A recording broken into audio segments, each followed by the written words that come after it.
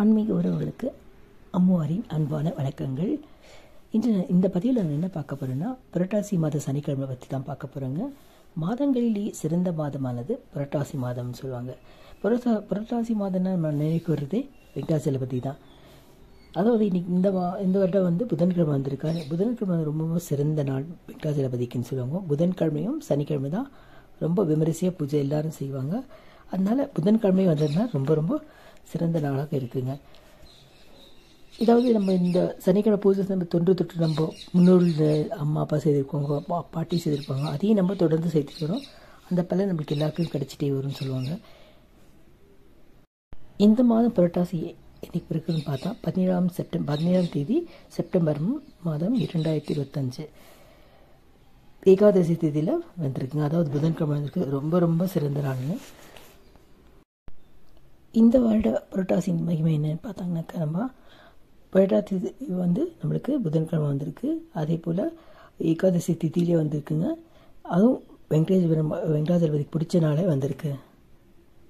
இந்த வருடம் நம்ம வெங்கடாச்சலபதிக்கு முதல் சனிக்கிழமை கொண்டாடப்படுவோம்னாக்கா செப்டம்பர் மாதம் 20ஆம் தேதி 2025ங்க. நம்ம அன்றைக்கி என்ன பண்ணலான்னா, காலையில் எழுந்து குளிச்சுட்டு நல்ல வீடெலாம் சுத்தம் செய்துக்கலாம். சுத்தம் செய்துட்டு நம்ம வீட்டில் இருக்க வெங்கடாச்சலருடைய திருவுருவ படம் வச்சு செய்யலாம். சிலர் வீட்டில் சிலையாக இருப்பார். சிலையாக இருந்தாலும் பரவாயில்ல, நல்லா அபிஷேகம்லாம் செய்துட்டு அவருக்கு நல்ல சந்தனம் வைக்கலாம், இல்லைன்னா மஞ்சள் கூட வைக்கிறாங்க. உங்கள் இஷ்டத்தை பொறுத்தது. நம்ம மஞ்சளோ சந்தனமோ கலக்கும் போது ஒரு சொட்டு பன்னீர் கலந்தால் ரொம்ப நல்லதுன்னு சொல்லுவாங்க. பன்னீர் கலந்து குங்குமம் வச்சு அதே போல் பூக்கள்லாம் கொண்டு அலங்காரம் செய்யலாம். இன்றைக்கி நம்ம வெள்ளிக்கிழமை எல்லாம் க்ளீன் பண்ணி வச்சுட்டு சனிக்கிழமை செய்தாலும் பரவாயில்ல. அப்படி வெள்ளிக்கிழமை செய்ய முடியாதவங்க சனிக்கிழமை இதெல்லாம் நம்ம செய்தாலும் நல்லது. நம்ம இதை பூஜை செய்து எப்போவுமே எந்த பூஜை செய்தாலுமே அதிகாலையில் செய்தால் ரொம்ப ரொம்ப சிறந்துன்னு சொல்லுவாங்க. காலையில் செய்து ரொம்ப நல்லதுங்க. அப்படி செய்ய முடியாதவங்க நம்மளுக்கு எப்படி கன்வீனியன்ட் இருக்கோ அந்த மாதிரி செய்யலாம். பூஜைக்கு ரொம்ப விமரிசையான செய்யலான்னு கூட இல்லைங்க. இவருக்கு கற்கண்டு துளசி இருந்தால் கூட போதுமானது. துளசி தீர்த்த வச்சுட்டு நம்ம வேண்டிக்கிட்டாலே கண்டிப்பாக நம்மளோட ஆசையை நிறைவேற்றிக்குவார். அப்படி இல்லைன்னா கூட ஒரு தேங்காய் 2 வாழைப்பழம் வெத்தலை பாக்கு வச்சுட்டு நம்ம பூஜை செய்யலாங்க. இப்போ வெங்கடாச்சலபதி படையலுக்கு என்னென்ன செய்யலாம் வீட்டில் நம்ம பார்த்தோன்னா, நம்ம சுண்டல் செய்வோம், பொங்கல் செய்யலாங்க. அதே போல் வடை செய்யலாம், வடை பாயசம் செய்யலாம். சமையல் செய்து பூஜை செய்து ரொம்ப ரொம்ப நல்லது. அதே போல் நீங்கள் பூஜை செய்து அன்னதானம் செய்து ரொம்ப ரொம்ப நல்லதுங்க. அதாவது நம்மளுக்கு முடிஞ்ச சமையல் செய்து பூஜை செய்யும் போதே 108 நாராயண நாமாவளி ஜபிச்சாலும் ரொம்ப நல்லது. முடிஞ்ச வரைக்கும் விஷ்ணு சகஸ்ரநாமம் படிக்கலாம். நம்மளுக்கு டைம் எப்படி இருக்கும் அப்படி சொல்லலாம். இல்லைனாக்கா பெருமானுக்கு போற்றின்னு ஒரு 108 முறை சொன்னாலும் போதுமானது. இந்த பெருமானுக்கு பிடித்த 400 திவ்ய பிரபந்தங்கள் படித்தாலும் ரொம்ப ரொம்ப நல்லதுங்க. நம்மளுக்கு எப்படி வேணால் சேவிக்கலாமோ அப்படி சேவிக்கலாம். இப்படி தான் ரூல்ஸ் எல்லாம் எதுவுமே கிடையாது. நம்ம வீட்டில் எப்படி செய்கிறோமோ அதே போல் நம்ம துப காட்டி நம்ம பூஜை செய்யலாம். அதே போல் பெண்கள் இருந்தால் அந்த பூஜை செய்தால் ரொம்ப நல்லது. பூஜை செய்துட்டு நம்ம கோவிலில் தரிசிக்கணும்னு சொல்லுவாங்க. நம்ம முடிஞ்ச அளவுக்கு வெங்கடாச்சலபதி கோவிலுக்கு போகிறது நல்லது. அதே போல் ஆஞ்சநேயர் கோவிலுக்கு போகிறது ரொம்ப நல்லதுன்னு சொல்லுவாங்க. அயக்ரீவர் கோவில் கூட போகிறது நல்லதுன்னு சொல்லுவாங்க. இந்த முறை எத்தனை சனிக்கிழமை பார்த்தா, அதாவது முதல் சனிக்கிழமை 20/9/25, அதாவது 20ஆம் தேதி செப்டம்பர் மாதம் 25க்கு வந்துங்க. அதுக்கு அடுத்ததாக 27ஆம் தேதி செப்டம்பர் மாதம் 25க்கு வந்திருக்கு. அதே போல் 4ஆம் மாதம் 4/10/25க்கு வந்திருக்குங்க. அதுக்கு அடுத்ததாக 11/10/25க்கு வந்திருக்கு. அதுக்கு அடுத்ததாக லாஸ்ட் சனிக்கிழமை 18/10/2025ங்க. இந்த 5 சனிக்கிழமை எந்த சனிக்கிழமை செய்யலாம். சில பேர் ஃபஸ்ட்டு செய்வாங்க, சிலர் 3ஆவது சனி செய்வாங்க, சிலர் கடைசி சனி செய்வாங்க. ஏன்னா கடைசி சனிலாம் செய்யறதுனாக்கா சில பேர் வீட்டில் கொலு வைக்கிறவங்களாம் செய்ய முடியாது, கஷ்டமாக இருக்கும் 2 செய்யறதுக்காக. உங்களோட கன்வீனியன்ட் எப்படி இருக்கோ அந்த மாதிரி நம்ம பூஜையை செய்துக்கலாம்.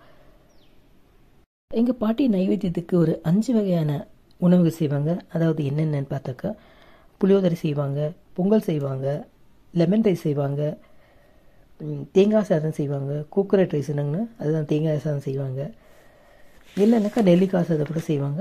இதெல்லாம் செய்து வச்சு அவருக்கு படையல் படைப்பாங்க. அதே போல் எல்லா வகை பழங்களாகட்டும் காய்களாகட்டும் வச்சு பூஜை செய்வாங்க. அன்றைக்கி கீரை சேர்க்கக்கூடாதுன்னு சொல்லுவாங்க, வெங்கடாச்சலபதிக்குன்னு சொல்லுவாங்க. அது பெரியவங்க தான் சொல்லுவாங்க, எனக்கு சரியாக தெரியலங்க. தலையை போடும் நேரம் வந்துட்டு மதியம் வந்துட்டு 12:30 முதல் 1:30 மணிக்குள்ளே வழிபாடு செய்யலான்னு சொல்லுவாங்க. சில பேர் என்ன பண்ணுவாங்கன்னாக்கா ஒரு செம்பில் வந்துட்டு நாமம் போட்டுட்டு எல்லா வீடாக போய் கோவிந்தா கோவிந்தான்னு கேட்டுட்டு அந்த அரிசியெல்லாம் கலெக்ட் பண்ணி வந்துச்சு கடைசி வாரம் பூஜை செய்வாங்க.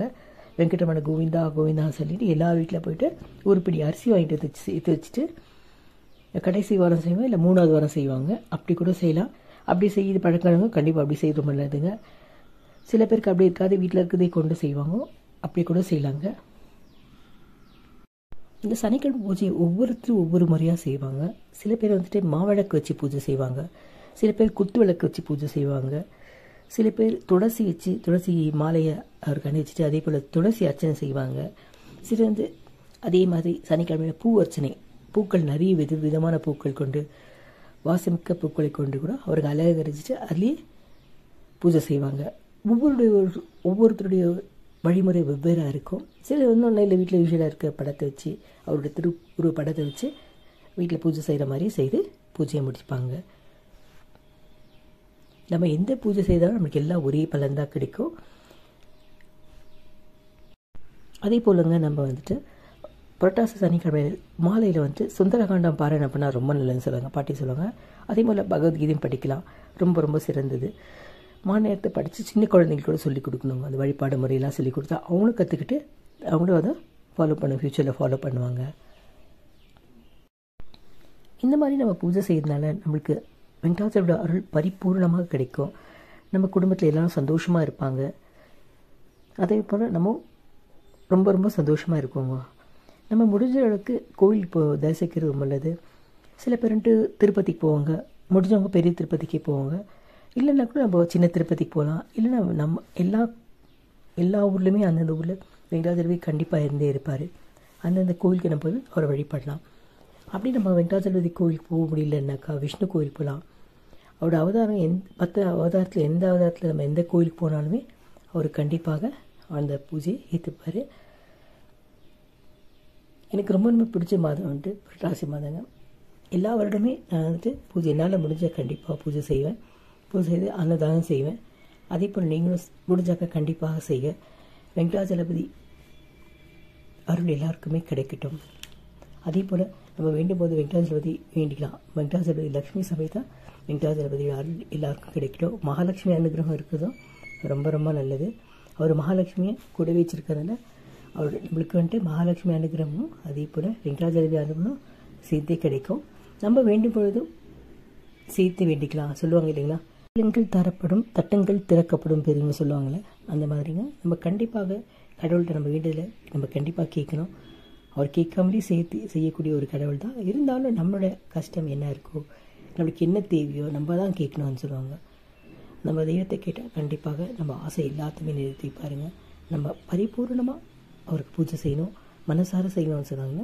சில பேர் பூஜை செய்துட்டு வேறு செய்து நம்ம பூஜை செய்யும்போது ஒரு 10 நிமிஷம் அவருக்காக ஒதுக்கி நம்ம மனதார வேணும்னு சொல்லுவாங்க. மனசு அலைப்பாயக்கூடாதுன்னு சொல்லுவாங்க பெரியவங்க. அதனால் அலைப்பாயிருந்தாக்கா வீட்டில் பூஜை செஞ்சுருப்பாங்க, சமையல் பற்றி நினைப்பாங்க, குழந்தைங்களை பற்றி நினைப்பாங்க, அதை பற்றி சொல்கிறாங்க.